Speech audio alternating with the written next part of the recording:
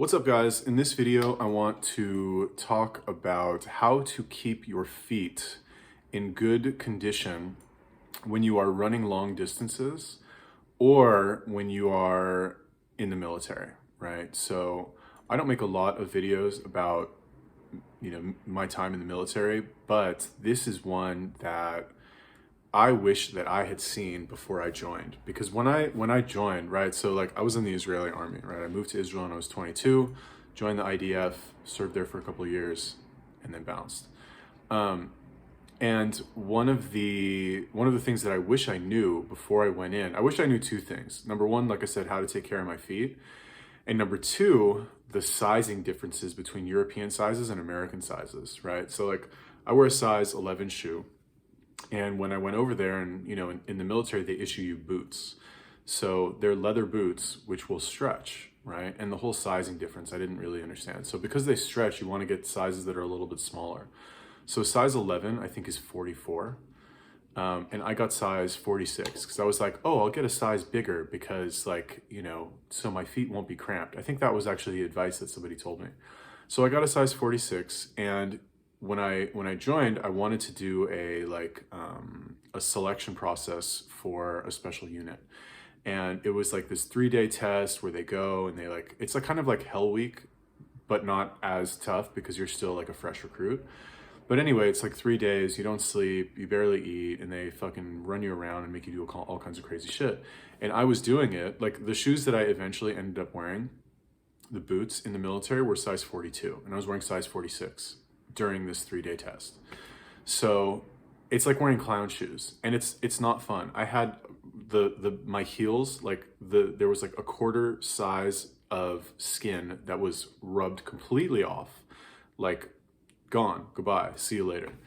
And it was really painful. It hurt like a bitch. Every step that I took was agony, and if I had somebody like this to make a video for me about this, then I wouldn't have had to deal with that. And, well, I'm not saying maybe I would have gotten into that unit because I fucked up on the interview, but maybe they would have considered me a little bit more than they did. Anyway, what's done is done.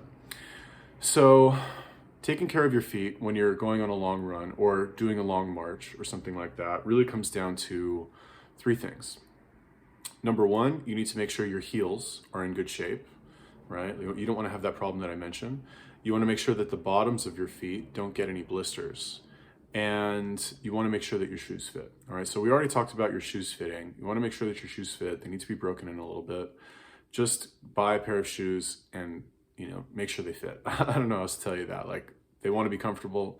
I guess also one other thing is you want to make sure that the insole is soft and flexible and conducive to running a long distance. The boots in the military were not at all, like, you shouldn't run in those. Those are not for running. They only make you do it to kind of like toughen you up and make you suffer, basically. But if you're just doing running, with running shoes or something like that, there's plenty of big brands that put millions of dollars of research, towards research into creating like a good running shoe. I wear Adidas Ultra Boost for running. They do have, Adidas also really makes really good running shoes. I don't know what they're called. I think Cloud something Cloud. I don't wear Nike because the soles are a little bit too narrow and I have a wider foot. Anyway, done with the boring stuff. So when you're running, how do you fix your heels? Okay, well, you want to buy something called Lycoplast. All right, Lycoplast is a piece of waterproof tape that you are going to put on your heel. You're going to put like 3 strips, like 1 strip here, here, and here. So basically your entire heel is covered. Now, the reason you want to buy this tape, I've tried all kinds of stuff, right? They have this stuff, I think it's called Red Skin, where you put it on your heel and it's this like kind of gel, and it's supposed to not rub off, but it does rub off after a long enough time. So that doesn't work. I've tried all kinds of other tape, duct tape, like you name it. I've tried all kinds of stuff. This is the only type of tape that stayed on my feet through, marches for like a week where I sometimes didn't even take off my boots. It was kind of gross, but it stayed on, and it actually stayed on for so long that sometimes I would leave it on just because I was lazy, no other reason. But I would leave it on and shower, and and it would still be there 2 weeks later. I would still have the strips of tape on my feet, and people would be like, "What happened to your feet?" And I'd say, "Oh no, that's just from running, from whatever. I had a blister there or something like that." To avoid the conversation, telling them that I'm just lazy and haven't taken the tape off my feet. But anyway, you want to buy Lycoplast. You can buy it at CVS. It comes in this little circular tape, like a white circular container with like a little hole in the middle. It's like $6-7, and it is amazing. The cool thing about Lycoplast is that when it gets wet, it gets like a little bit stronger, right? You can't get it like soaking wet right away, but the more you sweat, the more it will stick to your feet. So I thought that was really cool. So definitely buy some Lycoplast. Now, the second thing that you're going to want to do is what I used to do, because what's the problem with doing a long march in boots, for example, is that normally, when you wear boots, when you wear army boots, right? What kind of socks are you wearing? You're not wearing a fucking white cotton sock. You wear these thick wool socks that are either issued to you or you buy in like some surplus store or something like that. They're like these thick wool socks that are like this long, and your feet sweat. Your feet are gonna sweat 100%. So what happens when your feet sweat is the wool will stick to your foot and it'll create more friction, so that if you speed up or slow down, or there's like a change in speed when you're walking or running, you're likely to possibly get a blister, because the sock is going to rub on the shoe and also on your foot at the same time. So it's going to like rub the skin off of your feet. And the last thing that you want is a blister on your feet when you've got 4 days in the field of running and doing all kinds of fun stuff. So you've got your sweaty feet, you've got this wool sock that's like causing a lot of friction, and you've got the sole of the shoe. Everything is like rubbing in a different direction. So what I used to do is two things. Number one, you put antiperspirant deodorant on the bottom of your feet, right? So like, imagine this is your foot. This is your foot. You take an antiperspirant deodorant and you put it on your feet like this, right? You just rub the stick on your feet, and that will prevent your feet from actually sweating. Now that's the first step, right? Because you don't want to have a sweaty foot. That's really where the problem is, right? Is all the sweat. Now you can't just have a dry foot in there, because your foot is still going to rub on the sock. So the next thing that you want to do is you want to wear 2 socks. Now you don't want to wear 2 of the thick wool socks, because they're really thick, and if your boots are fitting the way that they should fit, or your shoes, I guess if you have an issue with running, if your shoes or boots are fitting the way that they should, then you won't be able to put 2 pairs of socks, even in running shoes. You won't be able to put 2 pairs of socks and still stick your foot in the shoe and have it be comfortable for a long run. So what you want to do, and this will help, the reason to wear 2 socks is that if you have your foot, right, and you have one sock on the foot, and then you have another sock on top of it, the foot that is in the sock, you can kind of assume that your foot is still going to sweat a little bit, even though you put the deodorant on it. It's going to stick kind of to that inner sock, right? But the outer sock, it's going to be able to move around freely, because the sweat isn't really going to soak through to the second sock.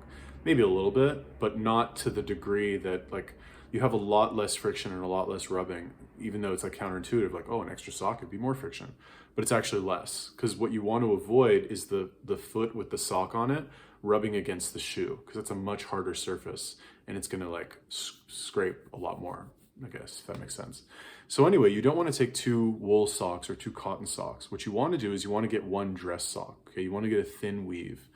I don't know what dress socks are made of, but you guys know what I'm talking about. Like when you wear a suit, they're the thin black socks that are like really long.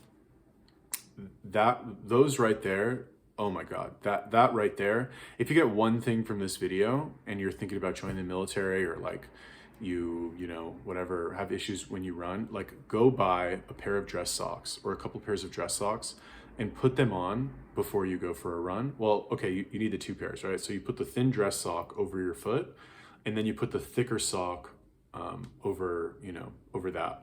And what's going to happen is, because the thin dress sock is, they're a little bit more, I don't know, like they create less friction when you move your foot around.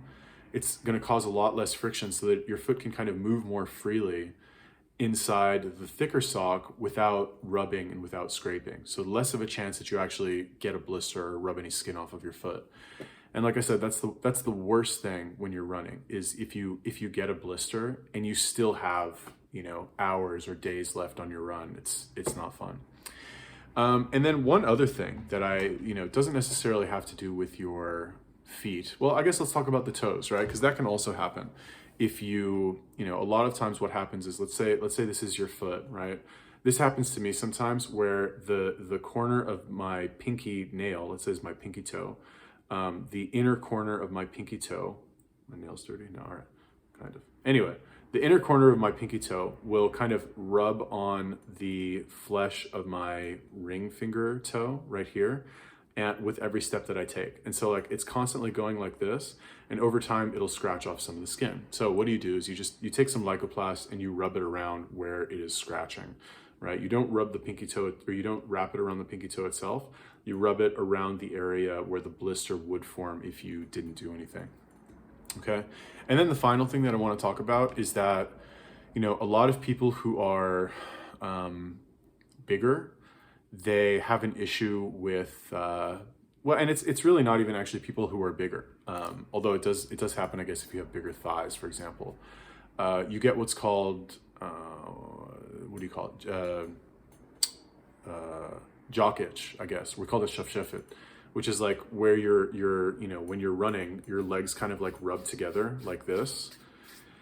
And, they rub together like that, and you're sweaty, and that goes on for hours at a time. You're going to get this kind of like, it's not really a rash. It's not like an infection, but it's just the friction of your legs rubbing, your sweaty legs rubbing against your wet pants over and over. We didn't wear tights back then. Like, who the fuck's gonna wear tights? Nobody. So what we would do, there's two things you need to do. Number one, you actually want to get I know I said we didn't wear tights. I mean like the long tights. You want to get the I guess they're like spandex underwear. I used to wear the Under Armour ones. I think, no, I don't have any anymore, but I had these boxers for like 10 years or so, like 8 years, some crazy shit like that. But they're like the skin tight Under Armour boxers that go almost to your, like to mid thigh, right? So that's number one. So you want to have those. So that way it creates like a, when you sweat, it's not going to cause any friction because it's already so tight. So you're not really going to feel any friction if you sweat with those and you're walking a lot or running a lot. The second thing that you want to do is you want to take some Vaseline, right? Buy some Vaseline and just kind of smear it on the inner part of your thighs, kind of like where your crotch is, where you would get that jock itch if you had, if you hadn't done that. And that right there, when I used the Vaseline, I never, ever, ever had any issues with the rubbing. Never once got it after that. Because it's just like, it creates this like greasy, not really greasy, but just this smooth, it just eliminates the friction, I guess. Okay, so like I said, these tricks can be applied to running as well. I don't know if anybody who watched these videos does any long distance running, but I started doing some yesterday, a couple days ago, really, and I noticed my thighs kind of rubbing together a little bit. So just reminded me, thought I would make this video. Important to keep your body in good condition if you're doing really long cardio like this. So that is it. Was that video helpful? Let me know, leave me a comment. Also, I have a fitness course coming out in a month or so. theminfit.com, you can check it out. It's going to be fitness, fasting, nutrition, exercise demos, exercise principles, sample workouts, and a cookbook, and all kinds of other stuff. So if that's interesting to you, go check out theminfit.com, link in the description. Peace.